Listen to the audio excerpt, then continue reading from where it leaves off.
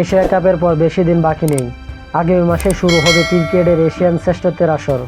বাংলাদেশ খেলবে বি গ্রুপে শ্রীলঙ্কা, আফগানিস্তান ও হংকংয়ের সঙ্গে। সংযুক্ত আরব আমিরাতে 9 সেপ্টেম্বর শুরু টুর্নামেন্টের ফাইনাল 28 সেপ্টেম্বর। বাংলাদেশ দলের ডানহাতি পেসার খালেদ আহমেদ মনে করেন, কঠিন গ্রুপে পড়লে বাংলাদেশে ফাইনালে খেলার সুযোগ আছে। মিরপুর স্টেডিয়ামে বৃহস্পতিবার তিনি বলেন, আমার বিশ্বাস আমরা এশিয়া কাপের ফাইনাল খেলার মতো দল। যে গ্রুপে আছে এখান থেকে 2-3টা ম্যাচ জিতলে ফাইনাল খেলব। খালেদ লাল বলেন, ক্রিকেটে প্রায় নিয়মিত, তবে সীমিত ওভারে ক্রিকেটের কাল বদলের ডাক পান।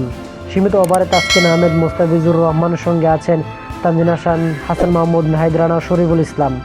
খালেদ মনে করেন, দেশের জন্য এই প্রতিযোগিতা ভালো। তিনি বলেন, প্রতিযোগিতা থাকা ভালো, এটা ইতিবাচক। আমি ফিটনেস বাড়ানোর চেষ্টা করেছি যেন অন্যদের সঙ্গে প্রতিযোগিতা করতে পারি। এটা আমাকে অনুপ্রাণিত করে। তাই বাংলাদেশ 11 সেপ্টেম্বর হংকংয়ের বিপক্ষে ম্যাচ দিয়ে এশিয়ান কাপ শুরু করবে। 13 সেপ্টেম্বর শ্রীলঙ্কা এবং 16 সেপ্টেম্বর বাংলাদেশের প্রতিপক্ষ আফগানিস্তান। বাংলাদেশ এ পর্যন্ত এশিয়া কাপের ফাইনাল খেলেছেন 3 বার। 2012 সালে ফাইনালে খুব কাছে গিয়ে হারতে হয়েছে পাকিস্তানের কাছে।